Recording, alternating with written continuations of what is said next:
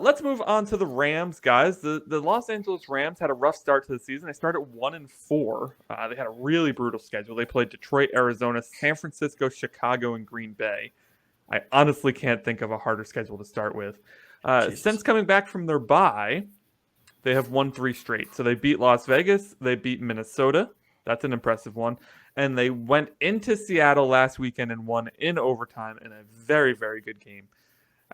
They got Cooper Kupp back. They got Puka Nacua back, getting healthy just in time for the Dolphins on Monday night. ESPN, 8:15 p.m. Eastern Time. Lucky us. So we are coming off of 3 straight losses, 2 with Tua back.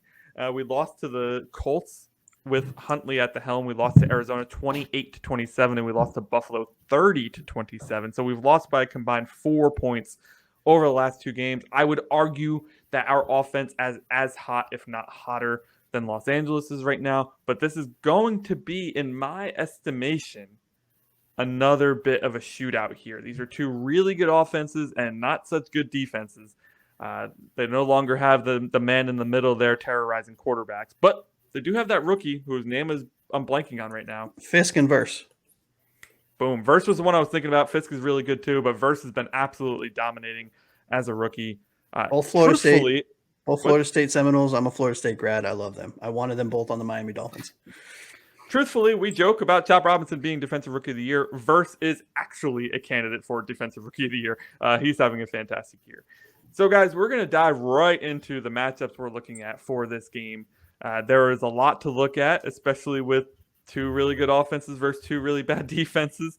So, Josh, let's start with you, man. What's the key matchup you're looking at in this one here? Yeah, I mean, their wide receivers versus our cornerbacks, or secondary situation. You know, Kupp and Puka. I think Puka is injured again. Or got banged up. No, he got ejected last game. Is that what it was? Okay. Must have been talking smack because there wasn't much contact. I think he threw a punch. Yeah. Okay. Oh, did he? Okay. Yeah, he threw a punch. All right. So he's fine. He just got ejected. Had a little bit of a fit on the field.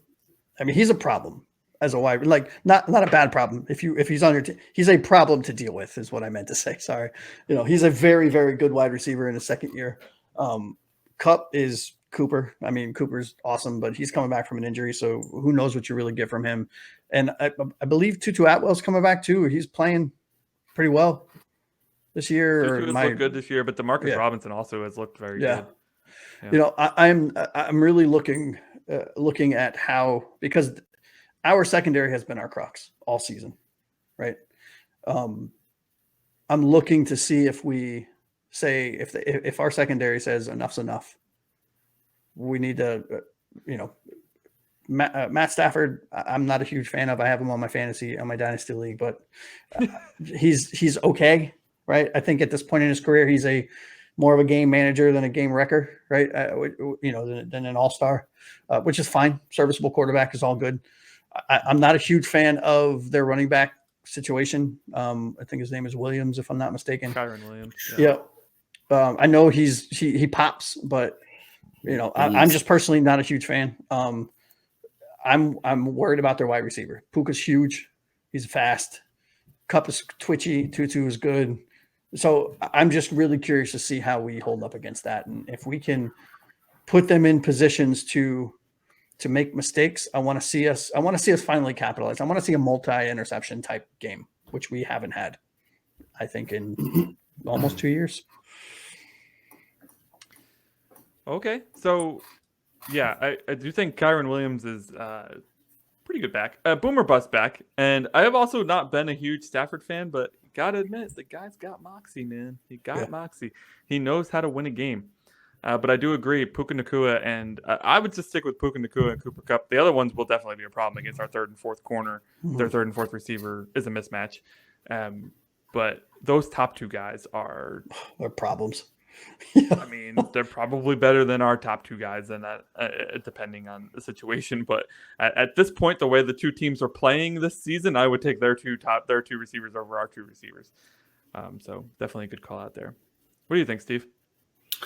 So I want to say my matchup is Anthony Weaver versus McVay is easily the hardest test that Anthony Weaver is going to have all year.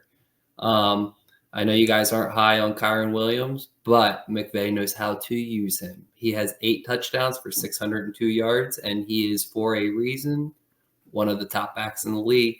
He's got McVay calling his shots.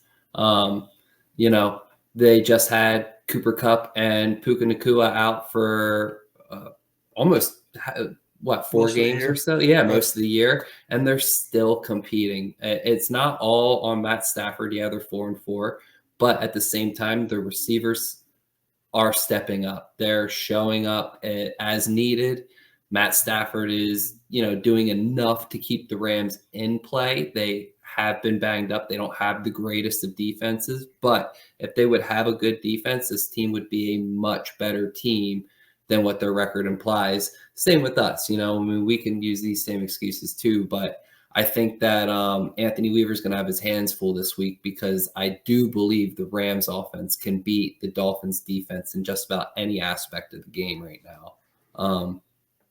He's got his hands full, and he's going to have to figure out a couple tricks, and we're going to have to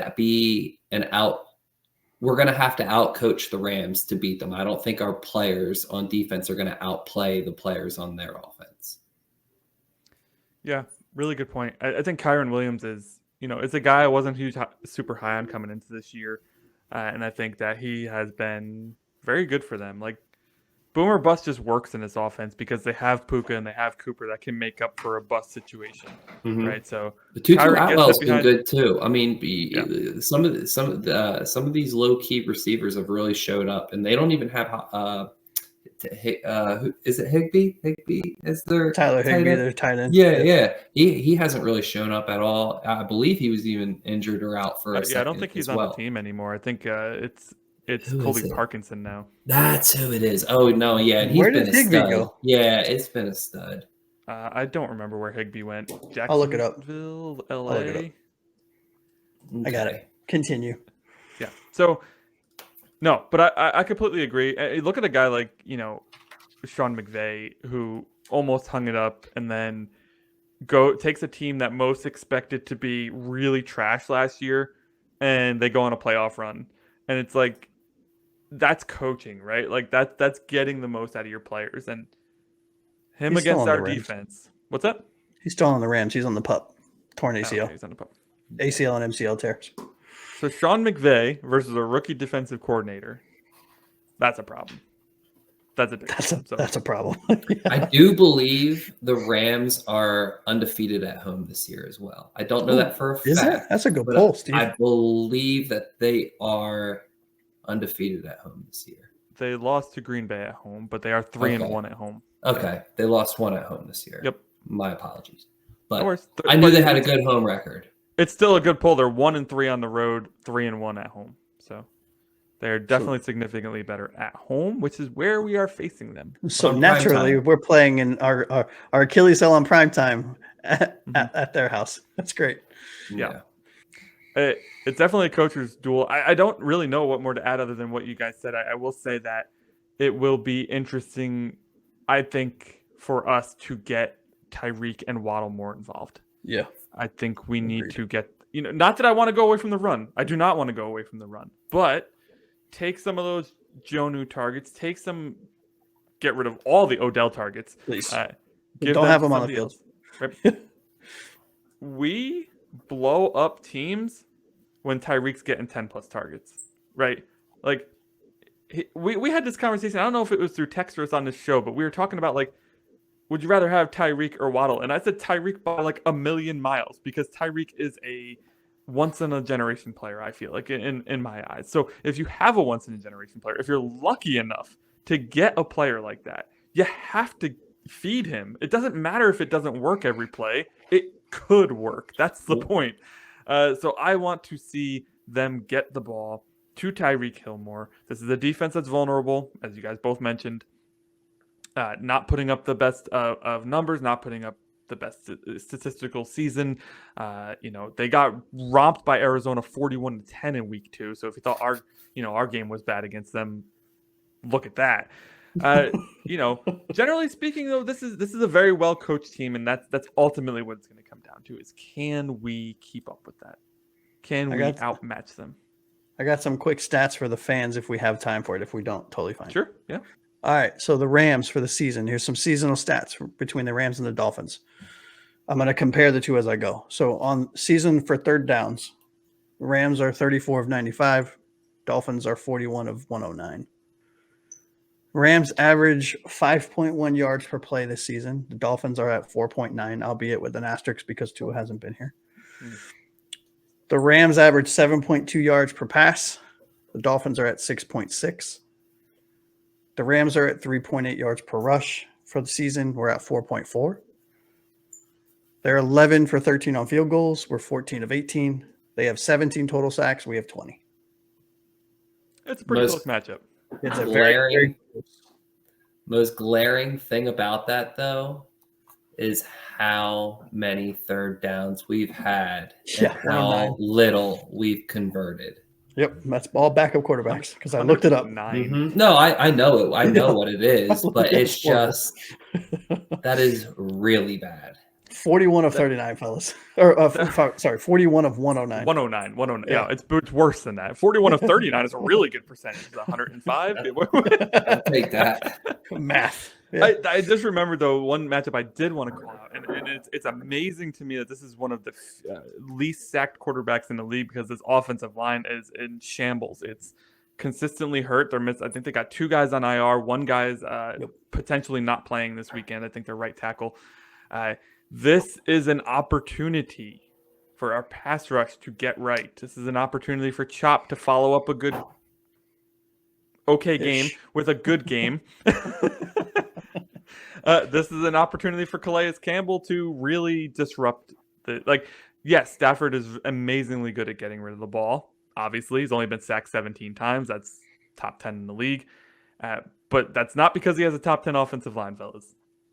Not in the least bit. So if our offensive line can get in there, or our defensive line, sorry, their offensive line, I just want to see some pass rush. I feel like I've been yelling it from the rooftop. I was going to yell it from the rooftop last week, but I couldn't be here, so I'm yelling it now. Where is the pass rush? That's what wins games, putting pressure on the quarterback. That's how we beat Brady. So let's do it against somebody else, right? We love it. We have Calais Campbell for that. Yep. All right, if you guys have anything to add, please hit us up in the comments below. We do read all the comments, and I usually try to reply to all of them, too, if I see them in a timely fashion. So this weekend, Monday Night Football, the 2-6 Miami Dolphins at the 4-4 Los Angeles Rams. We will see you next Wednesday to let you know how that game went. Hopefully we are 3-6 at that point. But if we're 2-7, this may be a very different show. For Steve, Mr. Hand in the Dirt, I don't know which way he is. He's up there. Nope, that way. Yeah. Josh Aqua Ace, which is this way, and myself, Anthony Pinzone. This has been another episode of Finn's Forecast. Guys, thank you so much for joining us. It was great having a chance to talk to you, and we will see you next Wednesday. Fins out, guys.